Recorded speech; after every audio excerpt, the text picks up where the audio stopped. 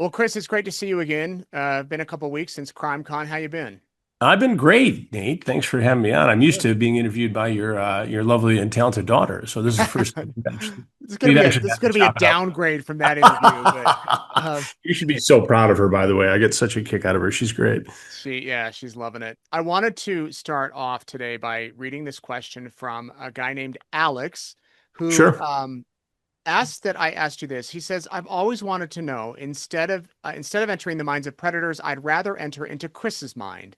Does he does he feel after how do you feel after confronting predators for decades? Do you feel defeated by seeing this continue to exist? Do you lose hope in humanity during this time? Curious how you feel about all these years of terrible men doing terrible things."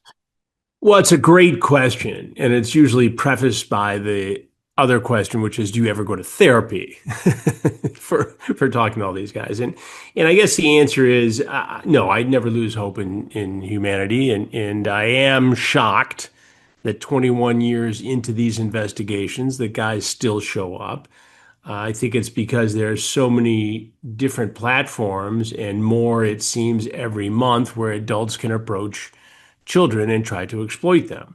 So I think the work is important. I think it highlights a dark side of our society and it confronts people who need to be confronted and exposed. I hope that acts as a deterrent, but more important, I think it should act as a way to continue a dialogue um, that is very important and to have a conversation between parents and children about online safety, whether it's about sextortion or chat rooms or Roblox or any other game where adults have access to kids. And I think there's a sense of shame, and this grooming is very successfully conducted by some of these predators.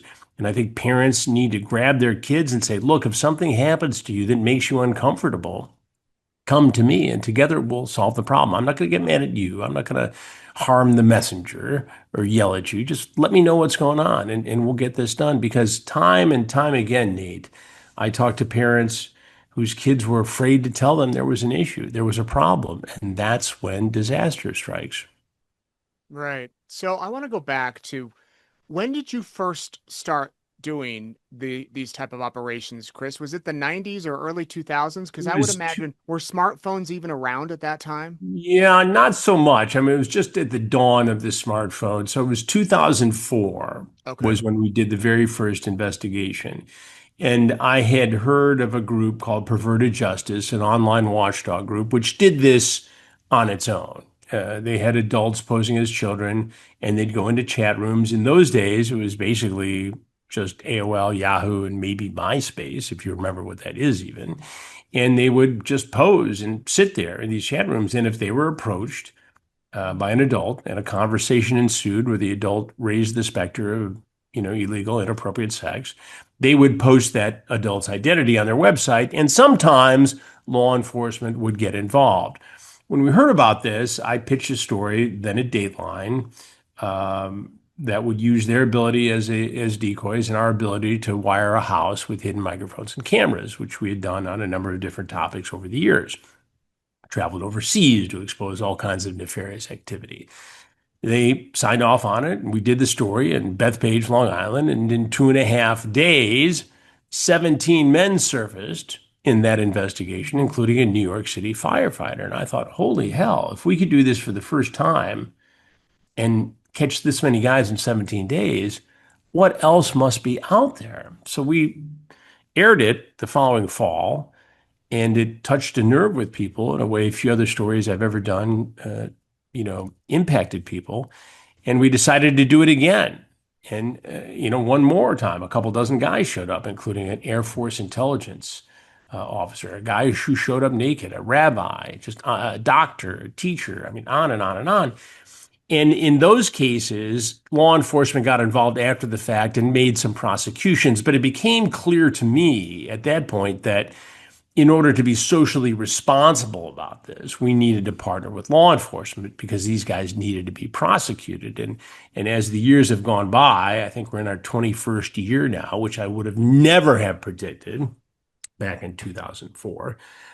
We always work with law enforcement, and as I mentioned, as the years have gone by, we've, adapted and changed and made this so it was still very compelling in terms of a television investigation, but also, ensuring that justice was served and these guys face prosecution.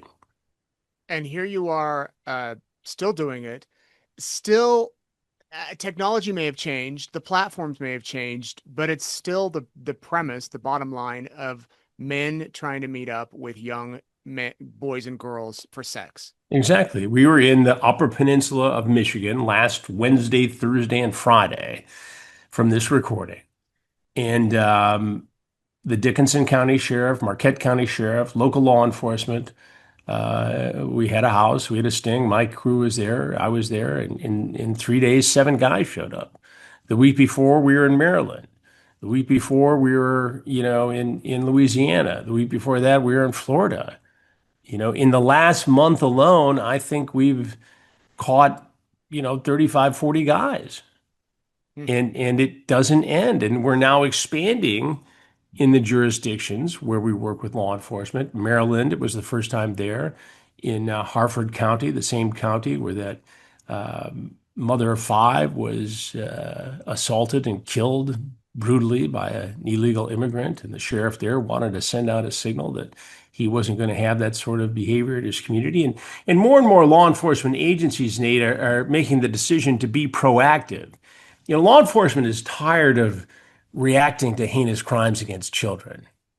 You know, Fine, they will bring the perpetrator to justice. But what if we go out there and we're proactive, like law enforcement is along with us in these stings, and they go after these guys before they can strike a real child?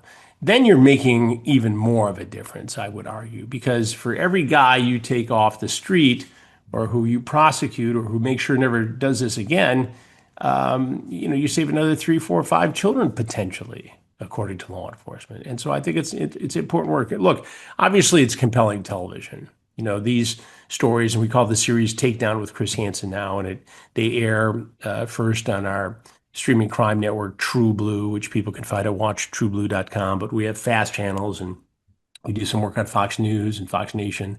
So you see it in a lot of different places. YouTube, we have our own channel there. But it's also important because I think it's educational. I think it gets parents' attention, and I think it gets children's attention as well. Yeah, without a doubt. I want to ask, does anything surprise you or shock you anymore when it comes to these situations? In the last month alone, we've seen a medical doctor, we've seen a mental health therapist, we've seen a guy get on the floor and crawl up in a ball who had a great job, you know. Um, I saw 2 guys get into a pool in a sting house, a hot tub, one of whom had said 3 times in the conversation, Chris Hansen works with the local sheriff, Jason Ard here in Livingston Parish, sent articles to the girl, to the About detective you? about me. Oh, wow. And I go out to the pool in the back of the house, the back of the sting house to confront him. He goes, I knew it. 50-some-year-old man who's Wow. there to meet an underage child who he knows is home alone. He's in Louisiana on business, working from Texas, brings his buddy along, who may or may not have known exactly what was going on, but they're both in trouble now. And they're splashing around in the pool. It's unbelievable. We had Mm. a guy last week, the previous sting before we were in northern Michigan, who worked for the Department of Defense and had a top secret clearance. His wife was in another state in Pennsylvania picking up one of their children. He's out trying to meet a 14, 15-year-old boy for sex. And he Oh, says he's got impulse control. I said, you sure do.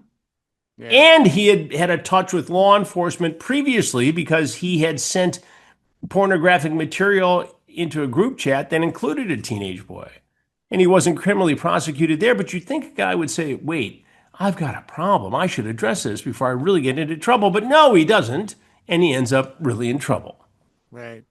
So does it get frustrating when you have some of these jurisdictions that don't take it seriously? The police do their job. They arrest these people. They spend countless hours. They go through this horrible material in these chat messages. And then it's forwarded to the prosecutor And a lot of times the charges might get dropped or pled down, and then the person's out doing it again. How do you deal with that type of situation? It doesn't happen as often as you'd think. In the vast majority of cases, there are prosecutions. I mean, these cases are solid, Yeah. mostly because the case is made in the chat. So yes, it's compelling television when the guy shows up. It shows intent that he traveled. But in most states, Nate, the case is in the chat log. It's the solicitation of a minor. It's using a computer to commit a felony or to solicit a child. The case is pretty much wrapped up. Now, if the guy doesn't show up, they have to go arrest him. And that's what happened just last week. We had 6 guys who showed up at the house, one who committed a crime but didn't show up. They went out and got him. They do this in Polk County, Florida. They do it in Genesee County, Michigan. They do it all over the country, Louisiana, as I mentioned. And so they do get prosecuted. Now, people in some jurisdictions who see these investigations are a little frustrated because in many cases, if there's no child porn or if it's the person's first offense, they will get probation. And I understand that frustration. But I will tell you this, at least they have to register as a sex offender. At least they are on probation. So if they offend, then they will go to prison. Right. Yeah. And in some of these cases where, the punishments have seemed, to me at least, and to the general public, our viewers, the citizens of these various communities, a little light, when they do find child porn, they go to prison. We just did a podcast episode. I do a podcast called Predators I've Caught, where I go back over previous cases. And the episode that dropped just yesterday talks about a guy who got 3 to 15 years in prison, who was busted a while back in Marquette County, Michigan. And it was because they found one image of child pornography on his phone, and that was enough to send him away for a Mm. long time. Now, a lot of these other guys, as I mentioned, get probation. In some states, the penalties are much more severe. In Florida, we saw a guy, and again, this is an extreme case, but we saw a guy who was offered a 10-year plea deal, right? Plead guilty, do your 10 years, be done. He went to trial, and because of child porn and other things he had on his computer, was convicted and was sentenced to life in prison, natural life in prison. So here's the guy who could have taken a 10-year deal, and he's gone. I mean, he Wow. is gone. Yeah. Huh. Well, what do you think causes certain people to do this, to go inside and, successful people, doctors, firemen, judges, whatever, go inside these chats, even though they seem like to have a perfect life on the outside, they've got money, they've got a family, they're married. Why do it? I ask that question to every single man who walks into the Sting House. And to be honest with you, Nate, I have never received an answer that satisfies my curiosity because I just don't get it. I don't understand why somebody would be attracted to a child. I don't understand why they think it would be okay to exploit a child. I don't understand how they carve out one part of their life where they're a parent to a 14-year-old, yet they're out to meet a 14-year-old. I just don't understand it. And I guess there's a part of me that hopes I never will. From a technical aspect, from a forensic aspect, I understand what experts say about it, that there are some people who are just hardwired towards pedophilia or an attraction towards younger people, boys and girls, and it stems from an experience in their childhood themselves, being abused perhaps, whether they're wired that way. I think the internet has sexualized teens in a way that is probably very unhealthy. And I think you see these sites where 13, 14-year-old girls are made to look glamorous and sexy. And I think over time, guys view this stuff. And if they're in any way leaning towards it, they get obsessed with the idea of it. They get obsessed with the fantasy of it. And then at some point, they no longer can look at the pictures or look at the porn and they want to fulfill this fantasy. And that's when we see them knocking at our door. And this ranges from people who are violent and would do evil things to a child. We had a guy, and people always ask all the time, Nate, do I ever feel sorry for these guys? Well, we had a case in Louisiana a few weeks back, and the guy was 20 or 21, and he comes in, he's a clean cut kid, glasses on, he's got his backpack, and he sort of Huck Finned me for a minute and made me think that, all right, maybe this is a one-time mistake. Hmm. The chat was pretty graphic and it was clearly illegal. He wanted to make a porn video with this girl, and it's illegal, clear cut case. But is this a case where a kid made a mistake? Maybe. And I interview him, they take him away, and in the backpack is a loaded 9 millimeter pistol, Oh, wow. loaded, full clip. So what happens, Nate, if we're not there and there is a girl there and she gets cold feet and doesn't want to make the porn video with him on his phone? What happens? Does he pull out that gun? Does he force her to do it? Does she resist? Are there shots fired? Does he try to destroy the evidence? Then what do you have? Yeah. You Yeah. know, so you're preventing any of those possibilities by arresting this guy in a sting operation. Right. Yeah. Wow. A few weeks ago, Chris, at CrimeCon, you did a panel that was very eye-opening, at least to me, and I know many other parents, because I have kids who play Roblox. And I've thought, oh, this is just a simple, fun online video game or multiple video games. You can go on and create your own little world. And I think that's how it all works. Well, that is, it's a video game within a video game, and it's Right. wildly popular and it's marketed to your kids. So what's the big deal? What's the problem with it? The problem with it is that predators have figured out that it's marketed towards kids, and there are games where kids have access as young as 5 years old with titles like Smash or Pass. Adults can approach kids on Roblox, posing as kids in sexualized environments, bathroom environments where you can look and peek and do all kinds of things.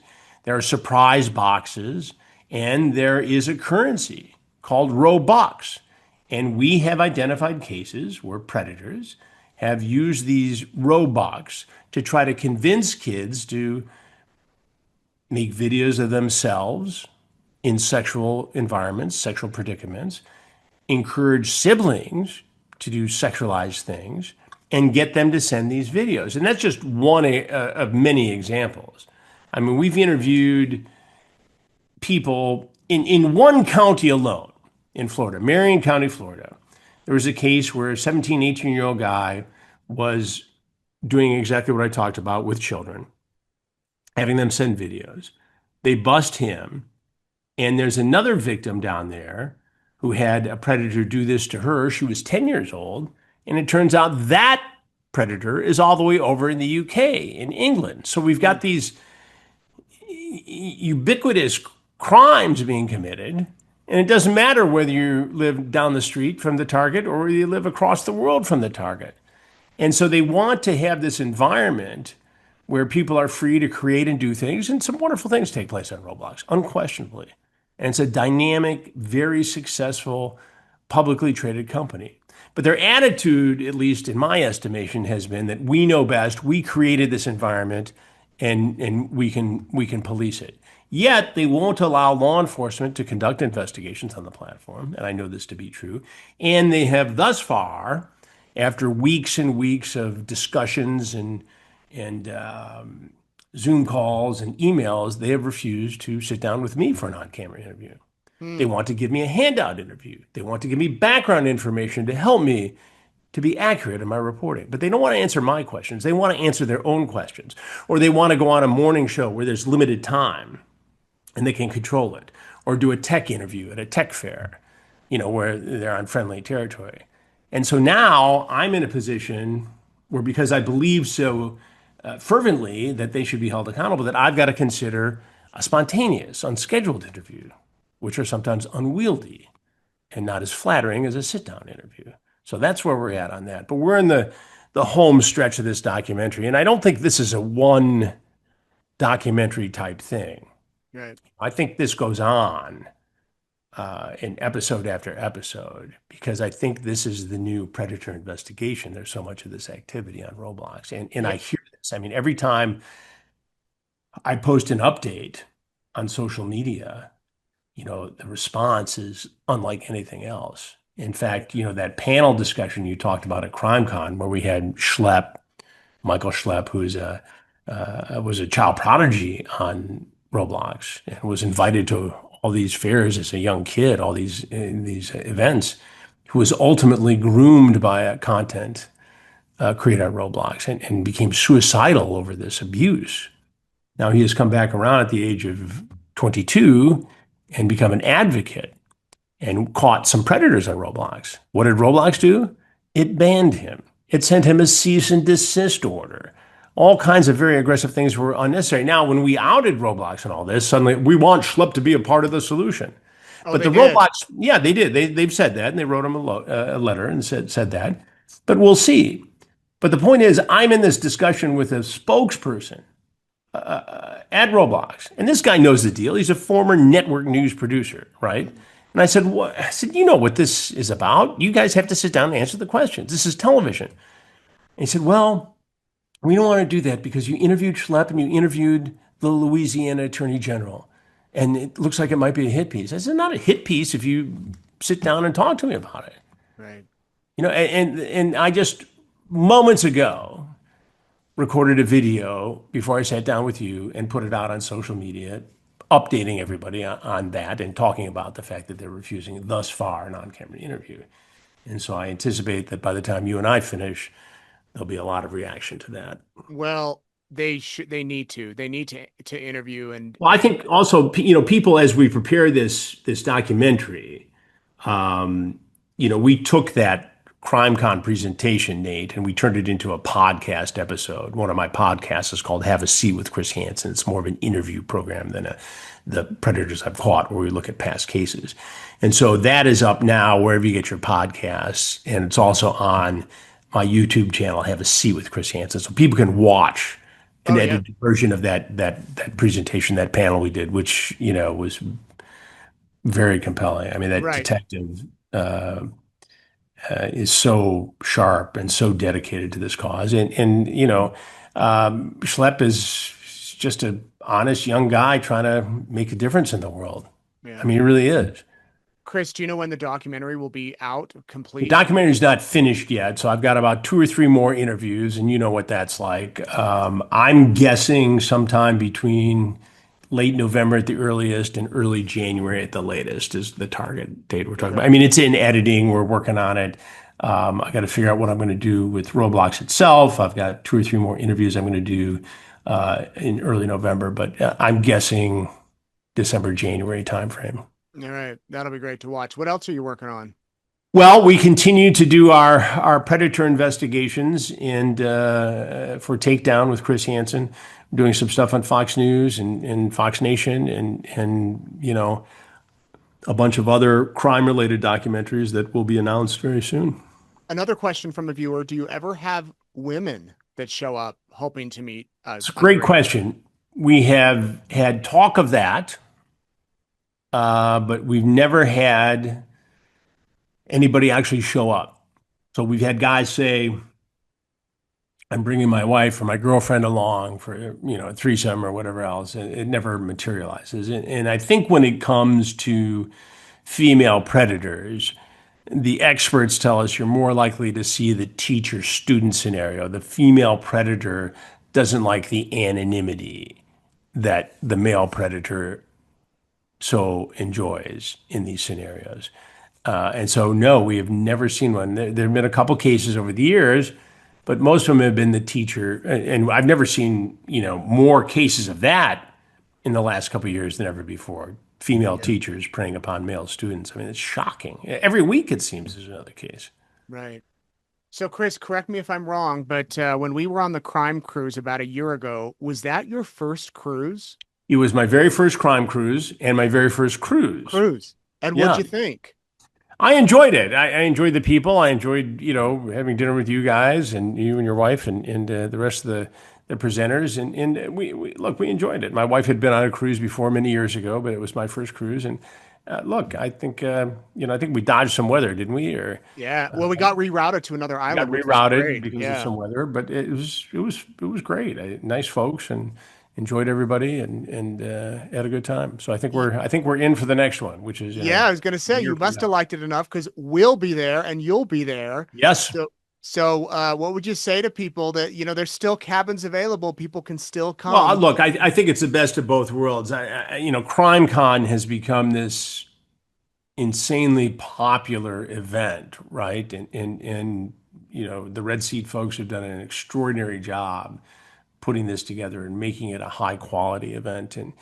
And for people who create content or people who consume content, either way, it's a great opportunity to learn and see and experience all of this amazing work that's being done in this sphere. And look, the cruise is a smaller venue. It's fewer people, a lot of free time, a lot of fun, some great ports, and you get some sun along the way. So, but Right. it does create, I tell the story about a couple that my wife and I met, Gabrielle and I met, and they've been fans of the crime shows, and they drove all the way up from Alabama or down from Alabama to Florida to be on this cruise, and both of them had some physical challenges. They had to, use scooters, and I just happened to be in a position where I could take some time to talk to them. But anytime you think you have a bad day, these people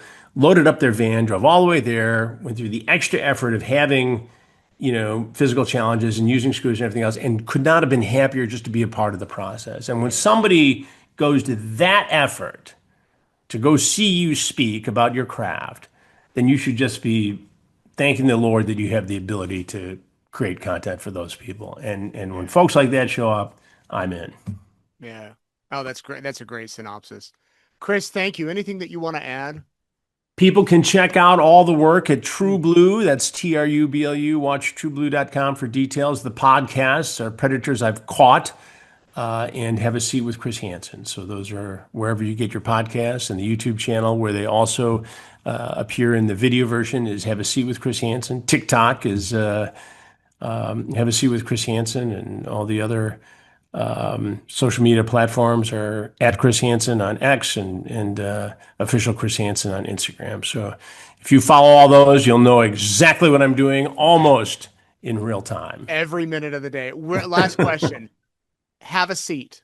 Was that just something that came out one day and it stuck? It's just something that came out one day when I was trying to gain control of the situation, just keep some, you know, uh, safety in the whole first couple of episodes that we shot, the first couple of investigations, because we didn't have law enforcement in the first two. I had a security fellow with me, Ronnie Knight. But, I just get him in the chair because all the cameras were focused on the chair. In Mm. fact, one time we had an investigation where a little person showed up, a fellow who showed up for a child. Didn't make him any less dangerous, but it did make him outside the camera shot. And I said, "You need to hop up there on that stool." He goes, "No, I'm good here." I said, "No, I need you to hop up on the stool." And I had to because he was so short that he wasn't in the camera In the frame. shot, right? Because, now we have different technology where we zoom pan and we can do all kinds of stuff. But I Yeah. said, "No, you need to hop up there and get in the chair." So it just became a thing. And now it's on t-shirts and ball caps and everything And else memes on social media. It's your face with everywhere. meme, have a seat. Yeah. Everywhere. Well, thanks for having a seat with me today. Well, my Thanks. pleasure, Nate. It's great to see you, and I'm sure I'll see you soon. All right, let's catch up soon. And when the documentary's out, please come back because I'd love Yeah, to I talk promise more you I about it. will. Yeah. Cool.